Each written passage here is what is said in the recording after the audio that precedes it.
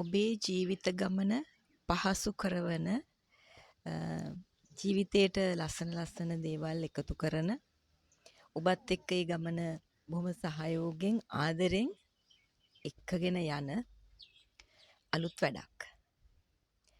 ඉතින් මං හිතුවා මේ වැඩසටහන් මාලාවේදී ඔබ එක්ක කතා කරන්න ඕන කියලා මූලිකවම පුද්ගලයෙක් හැටියට අපිට මේ සමාජයේ වැඩ කරගෙන යනකොට සාමාන්‍ය එදිනෙදා යන රටාවත් එක්ක අපි පුද්ගලිකව අපේ ජීවිතය වර්ධනය කරගන්නත් වැඩ කරනවානේ. විශේෂයෙන්ම මේකෙදී අපි ඉලක්ක කරන්නේ ඒක. ඒ කියන්නේ අපි පවුලක් හැටියට වැඩ කරන එක, අපි සමාජීය කාරණා එක්ක වැඩ කරන එක, අපේ අතින් ඉටු කළ යුතු යුතුයකම් වගකීම් වගේ දේවල් එක්ක බොහෝ විට අපිට මගහැරෙන කෙනෙක් තමන්. ඒ මගහැරෙන මං කියන කෙනා, මා කියන කෙනා, ඒ කියන්නේ ඔබ යම් වැඩක් කරගෙන යද්දී ඔබේ ජීවිතේ ඉස්සරහට යනකොට මැදිවියට විශේෂයෙන් එළඹෙනකොට ඔබට ඔබව මගහැරෙනවා. ඒක බොහෝ වෙලාවට අපි කල්පනා කරේ නැති වුණාට ඔබට ඔබව මගහැරීම ඔබට සමීප අනිත් අයගෙත් වැඩ කටයුතු වලට ඍජුව හෝ වක්‍රාකාරව බලපාන්න පුළුවන්. එතකොට ඒකෙන් ගම්ම්‍ය වෙන දේ තමයි ඔබට ඔබව මගහැරෙනවා කියන්නේ, මට මාව මගහැරෙනවා කියන්නේ, අපට අපව මගහැරෙනවා කියන්නේ, අපිට පොදුවේ අපෙන් ඉටු විය යුතු යුතුයකම් වගකීම්, සමාජමය කාරණා, ඒ වගේම දරුවන් වෙනුවෙන් ඉටු කළ යුතු යුතුයකම්, පවුල වෙනුවෙන් කළ යුතු යුතුයකම් සහ පොදුවේ මේ සියලු කටයුතු වල කිසියම් අඩුපාඩුවක් වෙන්න පුළුවන්. ඒක එතකොට මේ ඔක්කොම එකට බැඳිලා තියෙනවා කියන එක තමයි අපිට එකෙන් හැඟෙන්නේ. ඒ නිසා මේකෙදි මම හිතුවා වඩාත්ම ඉලක්ක කරන්න අපි අපිව තේරුම් අරගෙන අපි අපිව මග නොහැරගෙන කොහොමද ඉස්සරහට යන්නේ කියන එක. ඒ වගේම හැම කෙනෙකුටම හීනයක් තියෙනවා. හැම කෙනෙකුටම ඉලක්කයක් තියෙනවා. සමහරවිට ඉලක්ක කීපයක් හීන කීපයක් වෙන්නත් පුළුවන්. එතකොට කොහොමද අපි නිවැරදිව මේ හීන අල්ලගන්න යන්නේ? Catch your dreams. ඒක තමයි සාමාන්‍යයෙන් අපි මේකෙදි ගෙනියන අදහස. ඔබේ හීනේ අල්ලගන්න අපි උදව් කරනවා. මම උදව් කරනවා. මම ඉන්නවා ඔබත් එක්ක. මේක බොහොම විවෘත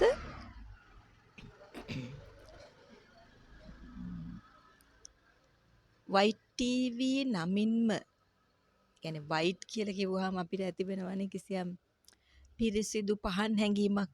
අන්න ඒකට සම්බන්ධයි ඇත්තටම.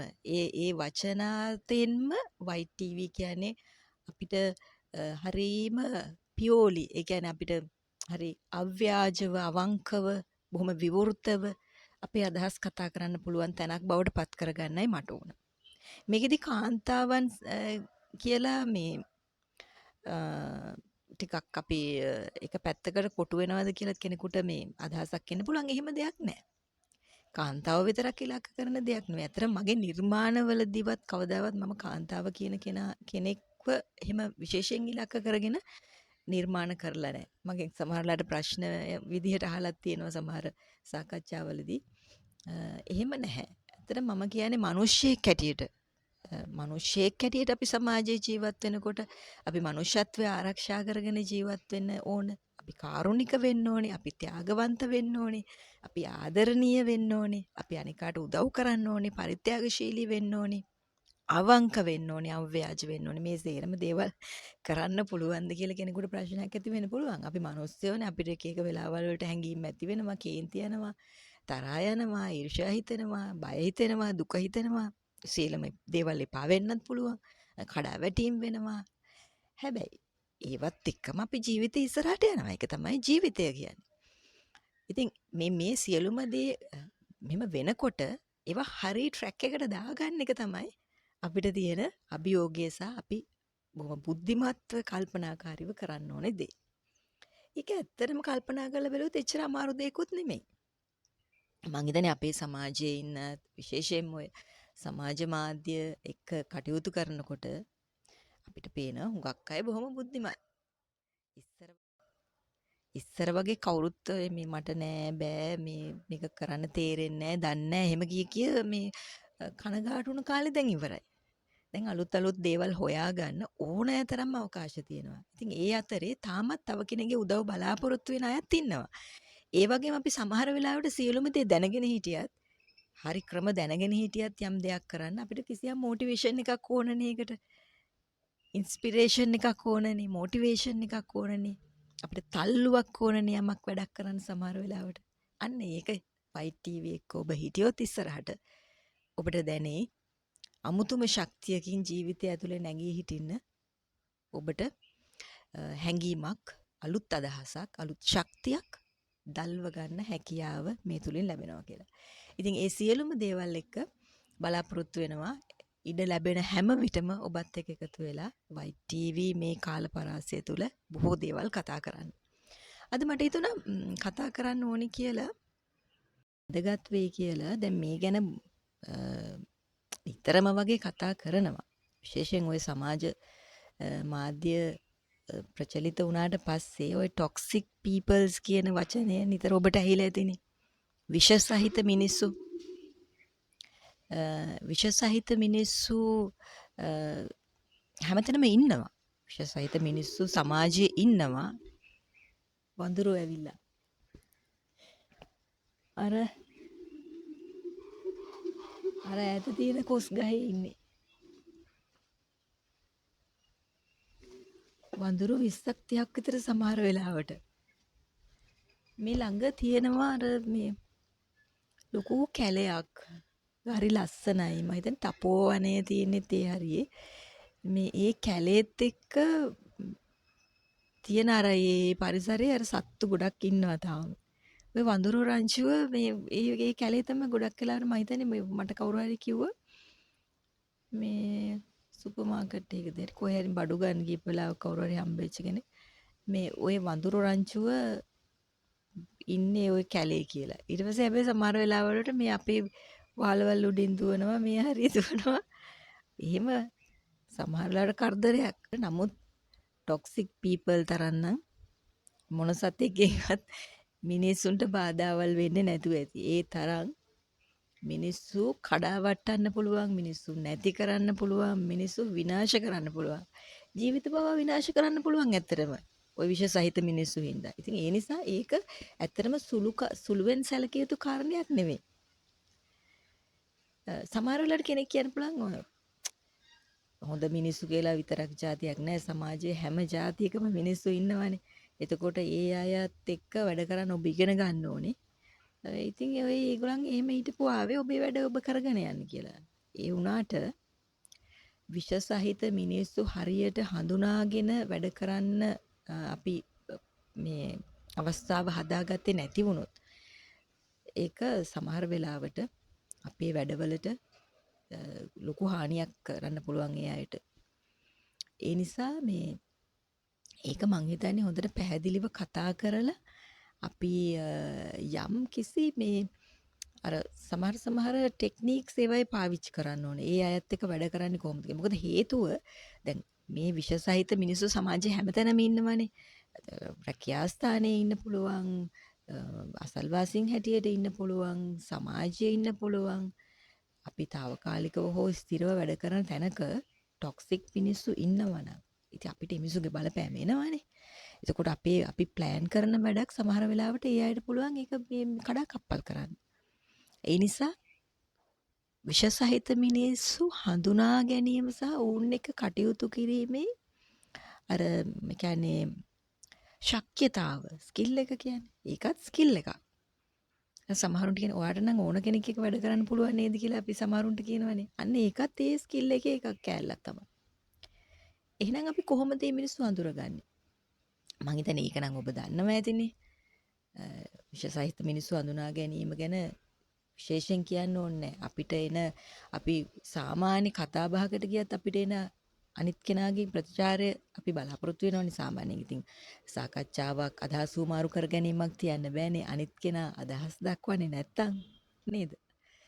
එතකොට අපි හිතමුකෝ අපි අනාගත සැලසුමක් ගැන කියනවා. මම මෙන්න මෙහෙම දෙයක් කරන්න ඉන්නවා කියලා. එතකොට නිකන් අපිට පොඩි එක්ස්පෙරිමන්ට් එකක් වගේ කරන්න පුළුවන්. මම මෙහෙම දෙයක් කරන්න ඉන්නවා කියලා කිව්වහම මොකද්ද ඒ ඔබට කිට්ටුවෙන්ම ඉන්න කෙනා, ඒ කියන්නේ දැනගන්න ඕන නම් මෙයා විෂ සහිත පුද්ගලයෙක්ද කියලා ওই වගේ පොඩි පරීක්ෂණයක් කරන්න පුළුවන්. එතකොට ඒකට ඒ අය දක්වන ප්‍රතිචාරය මොන වගේද කියලා බලන්න පුළුවන් වාට. දැන් සාමාන්‍යයෙන් අපි කෙනෙකුට දෙයක් කිව්වහම ඒක අගේ කිරීම, ඒක තව ටිකක් ඔයා කොහොම හරි මේක කරන්න, අනේ ඒ අදහස නම් හරි ෂෝක්කා මරු නියම අයිඩියා එකක්. ඔය කරන්න ඔයාට පුළුවන්. You can do it කියලා කියන්නේ. You can do it කියලා කියනවනම් අනිවාර්යෙන් ඔයාට පුළුවන්. ඔයාට පුළුවන්. එහෙම කියවෙන්නේ නැහැ ඔය විෂ මිනිස්සුන්ට. ඔය විෂ මිනිස්සු ඒ වචනේ කියන්නේ නැහැ. එක්කෝ ඒගොල්ලන්ට ඒක ඇහෙන්නේ නැහැ. දැන් එහෙම දෙයක් මොන හරි විශේෂ දෙයක් කිව්වොත් ඒගොල්ලන්ට ඒක ඇහෙන්නේ නැහැ. ඇහෙන්නේ නැහැ වගේ ඉන්නවා. හරි එක්කෝ ඇහෙන්නේ නැහැ හරි. එතකොට ඒක එක ලක්ෂණයක්. ඒ වගේ දෙයක් එච්චර හයිලයිට් වෙන්නේ නැහැ ඒගොල්ලන්ට. නැති විදිහට ඉන්නවා හරි මොකක් හරි. ඒකෙන් අපිට තේරෙනවානේ හොඳ දෙයක් කිව්වත් මෙයා මේ විදිය, නරක දෙයක් කිව්වත් මෙයා කිසි ප්‍රතිචාරයක් නැහැ. ඊළඟට ඒකට ඒක දැන් මොන හරි අලුත් අදහසක් කිව්වොත් ඒකට වාගේ තියෙන නුසුදුසුකම්, ඒක කරන්න වාට බැරි මොන හරි තියෙන අභියෝග නැත්තම් වාට එන බාධා කම්කටොළු ගැන කියාගෙන ගියොත් ඒක ටිකක් වාව ඩිමෝටිවේට් කරන එකක් නේ. වාට පුළුවන් කියලා කියන එක නෙමෙයි. වාට හැබැයි ඒක පුළුවන් වෙයිද දන්නේ නේද? හැබැයි වා මෙහෙමයි නේද? වාට බෑ නේද ඒක? වාට දැන් අපි තම චිත්‍රයක් අඳින්න මං ආසයි ලස්සන චිත්‍ර ඇඳලා මොන හරි එක්සිබිෂන් එකක් තියන්න හරි කිව්වා කියමුකෝ. වාට බෑනේ හැබැයි අඳින්න කියලා කියන එකයි. වාට පුළුවන් නේ ලස්සනට අඳින්න මාරයිනවා කරන්නකෝ මම ඔයාට උදව් කරන්නම්. වාට මෙහෙම දේවල් කරන්න පුළුවන්, මෙහෙම කරන්න පුළුවන්. මෙතන අපි ප්ලෑන් කරමු, අපි නියමයට කරමු. අන්න යාළුවෙක් නම් ඇත්තට එහෙමයි. නවංක මිනිස්සෙක් නම්. ඕක ඉතින් සරල පාඩමක්. මම හිතා ඕක හැමෝම දන්නවා. ඔය කියන්නේ හැමෝම දන්නවනේ ටොක්සික් මිනිහෙක් කොහොමද ප්‍රතිචාර දක්වන්නේ කියලා. හැබැයි උතනින් නවතින්නෙත් නැහනේ. කෙනෙක් ඉන්න පුළුවන් හරි මේ වැඩේ දැන් ඔයා කිව්වා දැන් ඔයාගේ අයිඩියා එක කියලා ඉවරයි. හරි මං අහවල් දවසේ මෙන්න මේ වැඩේ පටන් ගන්න. එයාට බැරිද බාධා කරන්න? පුළුවන්. ඔයාට මොනවා හරි අපි හිතමුකෝ ඔයාට ගොඩාක් කිට්ටුවෙන් ඉන්න කෙනෙක් නම් ඔයාව මොනවා හරි අපහසුතාවයකට පත් වෙන විදිහේ දෙයක් සැලසුම් කරන්න පුළුවන්. ඒ නිසා ඔයාගේ අනාගත සැලසුම් ටික හරියටම ඔක්කොම A to Z මන් නම් හිතන්නේ ටොක්සික් මිනිස්සුත් එක්ක ටොක්සික් පුද්ගලයෙක් එක්ක ඔයා සාකච්ඡා කරන එක සුදුසුයි කියලා. ඒක තමයි පළවෙනි කාරණේ. විෂ සහිත මිනිස්සු කියලා හඳුනාගත්තොත් ඔයා හඳුනා ගැනීමට ඔයා ප්‍රවේශම් වෙන්න ඕන. ඒකට ඔයාට විචාර බුද්ධියක් තියෙන්න ඕනේ. ඒකට සාමාන්‍ය දැනීමක් තියෙන්න ඕනේ. ඔයාලා කතා බහ කරලා හරි හැසිරීමෙන් හරි මොන විදියකින් හරි ඔයාලා තේරුම් ගන්න පුළුවන් වෙනවා. හරි තේරුම් ගත්ත පළවෙනි එක. තේරුම් ගත්තත් සමහර විට ඔයා වැඩ කරන තැන හරි නැත්නම් ඔයාගේ ගෙදර හරි සමහරට පවුලේ අය අතර ඉන්නත් පුළුවන්. විශේෂ සහිත දෙමාපියෝ ඉන්නේ. විශේෂ සහිත දරුවෝ ඉන්නේ. විශේෂ සහිත සහෝදරයෝ ඉන්නවා. විශේෂ සහිත අසල්වාසීන් ඉන්නවා. සැමියා බිරිඳ අතර ඉන්නවා විශේෂ සහිත අය. ඒතර මේ අය ජීවිතය ඇතුළෙම ඉන්නේ. මේ අය ඉන්නේ ඔබේ ජීවිතය ඇතුළෙමයි. ඇතුළේ කියන්නේ ඔබේ සමීප කලාපය තුල. ඔබට වඩාත් සමීප කලාපය තුල. සමාජයේ ඉන්නව නම් ඔබ වැඩ කරන ආයතනයේ ඉන්නවා කියලා හිතමුකෝ. එතකොට එයත් එක්ක වැඩි ගනුදෙනු කරන්නේ නැතුව ආගේ පාඩුව ආගේ වැඩේ කරගෙන පාඩුවේ ඉන්න පුළුවන්. එතකොට ටිකක් ඒක ෂේප්. හැබැයි එතකොට ඒ වගේ තැනකදී ඔබ කටයුතු කිරීම පිළිබඳව ප්‍රවේශම් වෙන්න ඕනේ. සමහර විට ඔබ ගැන කේලමක් කියන්න පුළුවන්. කේලම් කීමේ මේ විශිෂ්ටතම සම්මාන පීඨනමේ මේ සුදුසු මිනිස්සු ඉන්නවනේ අපේ සමාජයේ. සමහර අය පැවැත්ෙන්නෙම අනිත් අයට කේලම් කියලා. මොකද කිසිම දක්ෂතාවයක් ටැලන්ට් එකක් නැහැ ඒගොල්ලන්ට. ඒකට කාගේ හරි හිත දිනාගන්න ප්‍රධානියගේ හිත දිනාගන්නේ ගිහිල්ලා කේලමක් කියලා. අලුත් කේලමක් මොන හරි හොයාගෙන ගිහිල්ලා කිව්වහම තමයි ලොක්කන්ගෙත් හිත හැදෙන්නේ. එහෙම ලොක්කොත් ඉන්නවනේ. සොක්කොත් ඉන්නවා ඒ වගේ ගිහිල්ලා චීත්ත භාග වෙලා ගොට්ට අල්ලගෙන ඔහොමනේ සරල කතාව කිව්වොත් සරලව අපි කියන්නේ එහෙමනේ අපේ සමාජයේ. මම හිතන්නේ ඒක කියන එක වැරදි කියලා. මම එහෙම කියන එක වැරදි කියලා මට හිතෙන්නේ ඒ වචන පාවිච්චි කරාගේ. හැමෝම කියන්නේ ඔහොම තමයි. ඔයිට වඩා මොකද දෙන්න පුළුවන් මේ ගෞරවය? ඕකෙන් තමයි ඒගොල්ලන් බබලෙන්නේ. හදන්නේ බබලෙන්න පුළුවන්ද? කවදාවත් බෑ. ඒ වගේ ප්‍රධානියෙක් හිටියොත් ඒ මිනිහාගේ විනාශය ඒක තමයි. මොකද හේතුව අර දක්ෂතාවයේ තියෙන මිනිස්සු ටික ටික මේ වගේ ප්‍රධානියකින් අයින් වෙලා යනවනේ. මොකද කේලම් අහලා ඉවර වෙලා ඒකට හරියන විදිහේ සැලකිලි දක්වනව නම් ප්‍රධානියෙක් හොඳට වැඩ කරන මිනිහෙකුට මොන හරි වෙනසක් කරනවා නම් නැත්නම් ඒ වැඩ කිරීමේ තියෙන తত্ত্বය එයා ඒක නැති කරලා දානවා නම් ඉතින් එතකොට එතන රැඳෙන්නේ නැහනේ දක්ෂ මිනිස්සු. ඉතින් ඒ වගේ. එතකොට ඒක ඉස්සරහට දියුණු වෙන්න ඉන්න ආයතන ප්‍රධානියෙකුට හානියක්. නමුත් ඉතින් අපි දන්නා වර්ධි අපේ සමාජයේ තියෙන බොහෝ ආයතනවල කොහොම තමයි. ඒකට මුහුණ දීගෙන ඉන්න ඒ වැඩ කරන මිනිස්සුන්ට සිද්ධ වෙලා තියෙනවා. ඉතින් ඒ නිසා මං හිතන්නේ බොහෝ අය අද නිදහසේ වැඩ කිරීම වඩාත් සුදුසුයි කියන තීරණයටත් මිනිස්සු වෙනවා එතකොට. මොකද හේතුව සාමූහිකව වැඩ කරන්න බැරි ප්‍රශ්නයක් නෙමෙයි එතන තියෙන්නේ. සාමූහිකව වැඩ කරන්න දෙන්නේ නැති ප්‍රශ්නේ. ඉතින් කේලම්. ඒතර සමහර පිරිමි ඉන්නවනේ ඔය කියන්නේ. චීත්ත භාගයක් කියලා කියන්නේ. භාගයන්නේ සමහර චීත්තයක්ම වෙලා ඉවරයි. චීත්තයක්ම වෙලා සම්පූර්ණ චීත්තයක්. පිරිමි. ඉස්සර තිබ්බ ගැහැණුනේ ඕපදූප කියන්නේ කේලාම් කියන්නේ. දැන් දෙගොල්ලොම ඉන්නවා. ඉතින් ඒව නවත්තන්න ඉතින් අපි උත්සාහ කරන්න ඕනත් නෑ. එහෙම නවත්තන්න ඉතින් අවශ්‍යත් නෑ. ඒව කාලයත් එක්ක මේ මිනිස්සු නිකම්ම මැකිලා යනවා. තිරයෙන් මැකිලා යනවා. මොකද ඒවා සදාකාලිකව පැවතෙන්න බෑ ඒවත් එක්ක. නමුත් ඉතින් ඒ අයගේ සමහර ට්‍රැප්ස් වලට අපි අහු වෙන්න පුළුවන්. ඒක තමයි ප්‍රවේශම් වෙන්න ඕනේ. ඉතින් මේ ට්‍රැප්ස් දාන එක, ඒ කියන්නේ උගුල් ඇටවීම. මම කිව්වේ ආයතනවල වැඩ කරද්දී, රැකියාවල් කරද්දී. ඉතින් ඒක ජීවිත කාලෙම ඇත්තටම රැකියාවක් කරන තැන Tamanට නිස්කලංකව රැකියාව කිරීමේ හැකියාව තියෙන්න ඕනේ. රැකියාව කිරීමේ හැකියාව තියෙන්න ඕනේ. ටැලන්ට් එක විතරක් මදිනේ. නිස්කලංක හිතක් තියෙන්නත් ඕනේ මිනිහෙකුට රැකියාවක් කරන්න නැත්තම් බෑනේ. ඉතින් ඒ නිසා ඒක එක කාරණයක්. මම හිතන්නේ ඒක ඉච්චර දිගට කතා කරන්න ඕනේ නැහැ. හැමෝම දන්නවා මේ අත්දැකීම තියෙනවා. එතකොට අපිට තවත් එතනින් තව පොඩක් මෙහාට ඇවිල්ලා බැලුවොත් අපිට අර වඩාත් සමීප පුද්ගලයොත් එක්ක වැඩ කරද්දී ටොක්සික් මිනිස්සු හම්බ වෙනවා. ටොක්සික් දෙමාපියෝ විෂ සහිත දෙමාපියන් ඉන්නවා.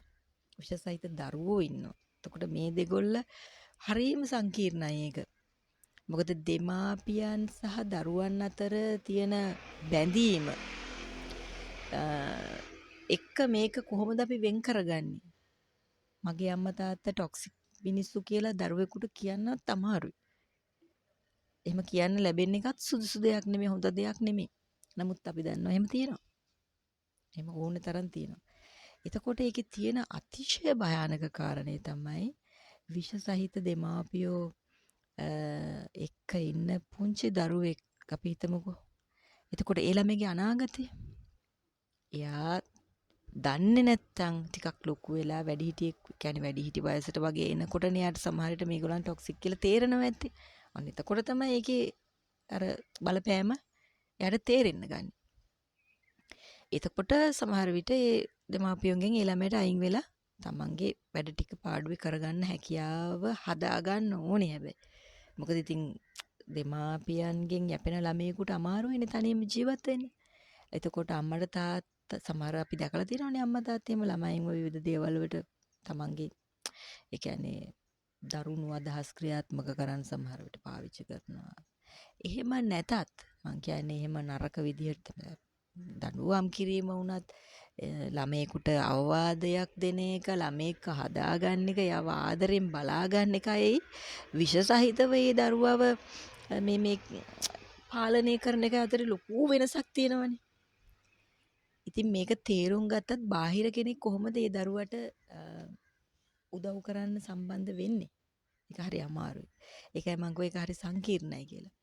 ඊළඟට දෙමාපියෝ පුංචි කාලේ ඉඳලා දරුවෝ හදලා වඩලා දුක් මහන්සි වෙලා ඔක්කොම කරලා උගන්නලා එහෙම වුණාට පස්සේ දරුවෝ විෂ සහිත පුද්ගලයෝ නම් ඒගොල්ලන් ටිකක් තේරෙන වයසට එනකොට ඉඳන් ඒගොල්ලන්ගේ විෂ සහිත බවක් දෙමාපියන්ට තේරෙනවා නේ. ඒගොල්ලොත් හරි පව්.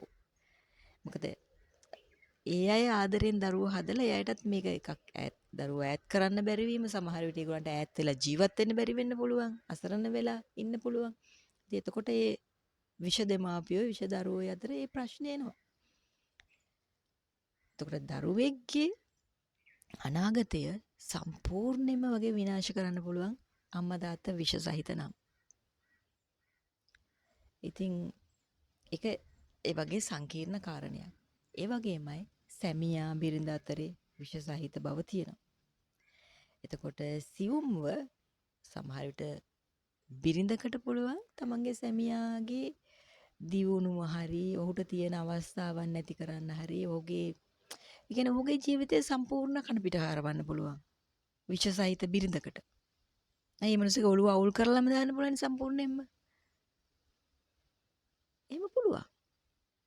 මොකද තමන්ගේ ජීවිත කාලයෙන් වැඩි හරියක් ගත කරන්න වෙන්නේ ඒ බිරිඳත් එක්ක.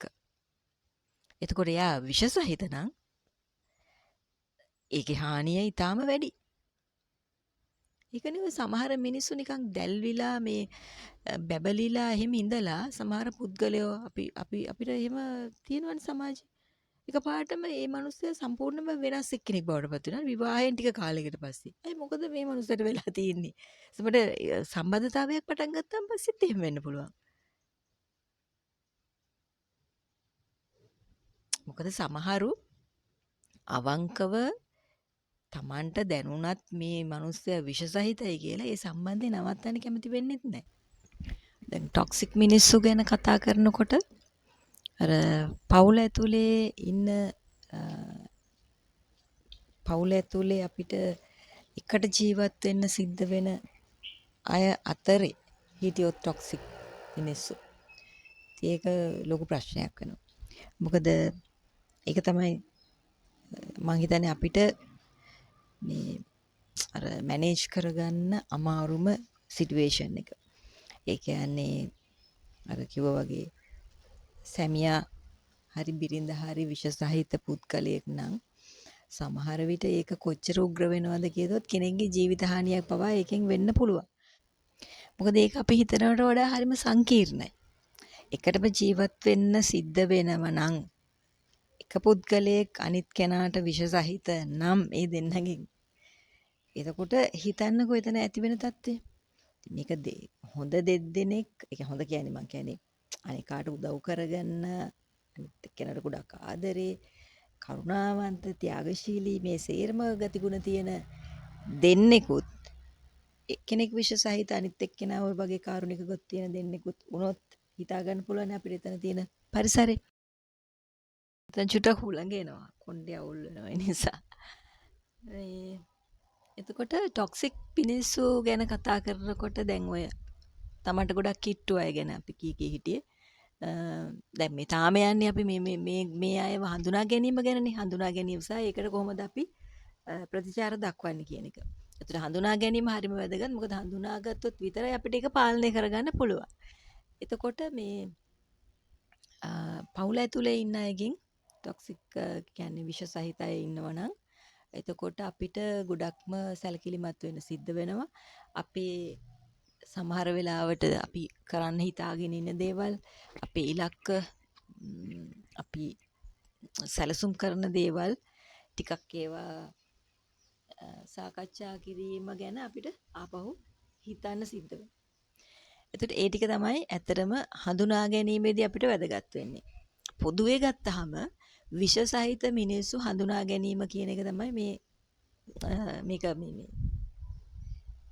කෙටි කරොත් මේ කතාව මේ හකුලුවා ගත්තොත් විෂ සහිත මිනිස්සු හඳුනා ගැනීම සහ ඒ අනුව අපේ වැඩ ටිකක් පරිස්සමින් අනිත් සාමාන්‍ය විදිහට වඩා ටිකක් පරිස්සමින් ඉස්සරහට කරගෙන යන්න ඕන කියන එකයි එතෙන්ද අවධාරණය කරන්න ඕනුනේ. අපේ නිම්න අහනවා අම්මා ඔච්චර විෂ සහිත මිනිස්සු කී දිගට කතා කරන්නේ ඇයි කියලා. මොකද එයා මෙතන ඉන්නවානේ. ඉතින් අම්මා කතා කරන්නේ ඔන්න දැන් දැක්කද? මේ අම්මා කතා කරන්නේ achieve your goals කියන මේ concept එක නෙමෙයිද කියලා ඇහුවා. ඉතින් ඒක තමයි මේ කතා කරන්නේ. ඒක තමයි කතා කරන්නේ. එහෙනම් එයා අහනවා ඇයි මේ toxic people ගැන කතා කරන්නේ මෙච්චර. ඉතින් එච්චර කතා කරන්න ඕනේ. ඒකේ තරම් වැදගත්. ඇයි? ගෝල් එකක් අචීව් කරන්න හම්බ වෙන්නේ නැහැ විශේෂයිත මිනිස්සෙක් ඊට කලින් වාට මුණ ගැහුණොත්. සියල්ලම කඩාකප්පල් කරනවා. අනිවාර්යයි. අනිවාර්යයි. ඔබ වටහාගෙන නොහිටියොත් අනිවාර්යයෙන්ම කඩාකප්පල් කරනවා. සියල්ලම. ඔබේ සීන ඉවරයි. ඒ නිසා ඒක කතා නොකර මේ මේ කියන්නේ අපි යන පාත් එකේ ඉස්සරහා ගැන කතා කරන්න බෑ. ඒක මූලිකවම කතා කරලා අවසන් කළ යුතු ඒවා එකක් තමයි. අර ප්ලෑනින් කියන එකට එන්නේ ඊට පස්සේ. දැන් මේ ඉස්සෙල්ලා අපි වැඩක් කරන්න යනකොට ඒකේ වටපිටාව හඳුනා ගන්න ඕනේ. ඒ වටපිටාවේ ඉන්න පුද්ගලයොත් අපිට බලපානවා. අපිට නැත්තම් සැලසුම් කරලා මේ වැඩේ කරගන්න බෑ. ඒ සැලසුම කඩාකප්පල් කරන්න ඒගොල්ලන්ට පුළුවන්. අපේ ප්ලෑන්ස් වරද්දන්න ඒගොල්ලන්ට පුළුවන්. අපිව අපේ ඔළුව මොනාරින් හරි අවුල් කරලා සම්පූර්ණයෙන් නැති කරලා දාන්න පුළුවන්. ඒ නිසා මේ අර වටපිටාව දැන් අපි සාමාන්‍යයෙන් මොන හරි වගා කරනවා කියලා හිතන්න. මල් පැලයක් වවන්න කලින් අපි ඒකේ පෝච්චිය හොඳට හදන්න ඕනේනේ. රෝස පැලයක් ගෙනල්ලා වවනවා කියලා හිතන්න. රෝස පැලේ ගෙනල්ලා ඉවරලා අපි නිකම්ම පෝච්චි එකේ හිටවන්නේ නැහනේ. ඒ පෝච්චිය වල් පැල තියෙන පෝච්චියක් නම් අපේ රෝස පැලේ පැලවෙන්නේ නැහනේ. පැල කරන්න අමාරුයිනේ.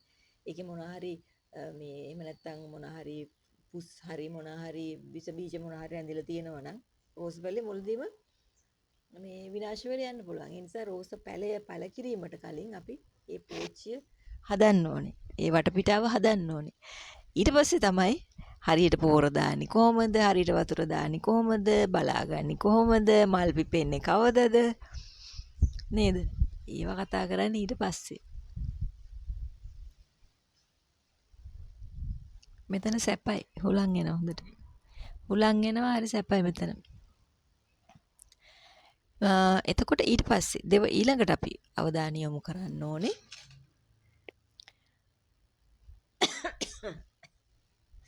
ඒ වෙන ජරමර ඒක නින්න හැපුණා ෆෝන් එකේ කැමරා එකේ අපි මේ ඉතින් අඩුව පහසුකම් වල ඉන්නේ අපි මොනවත් ලොකුවට අරන් කරන්නේ අපි මේ ගෙදර තියෙන සම්පත් වලින් තමයි මේව කරන්නේ මේ හොයාගත්ත මේ ක්ලිප් ඕන් එකක කැඩලාද මන් දන්නේ නැහැ හෙන්නේ අද නිම්න කිව්වා ඔක අතේ තියාගන්න ඕනේ අම්මා ඒක ක්ලිප් කරන්නත් බැරි වුණා මෙතන ඒ නිසා ඉතින් එයා මට දුන්නා ඔන්න ඔක අතේ තියාගෙන අම්මා කතා කරන්න කියලා දැන් මම ඒ ක්ලිප් ඕන් එක අතේ තියන් කතා කරනවා මට මුලදීම උනේ මේ ප්‍රෝග්‍රෑම් සීරීස් එක නැත්තම් මේ වැඩේ මේ YouTube එකේ නමක් දාලා මේක පටන් අරන් ගොඩක් කල්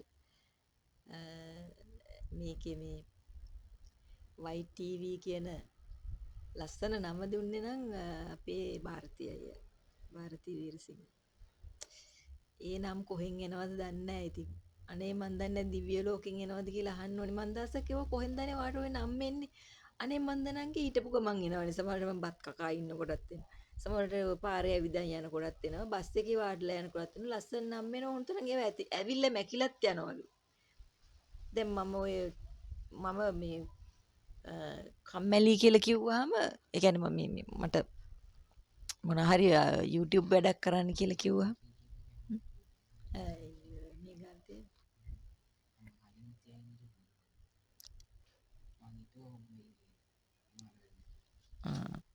දැන් මම නීතියක් දාලා තියෙන නිම්න මේ ක්ලිප් ඕන් එක මෙහෙම කරන්න බෑ. ක්ලිප් ඕන් එකක් ගන්න ඕනේ අලුතින්.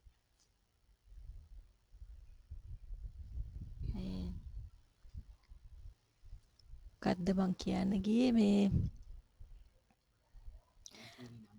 YTV නම. එතකොට මේ මට ඒක නෙමෙයි ක්ලිප් ඕන් එක.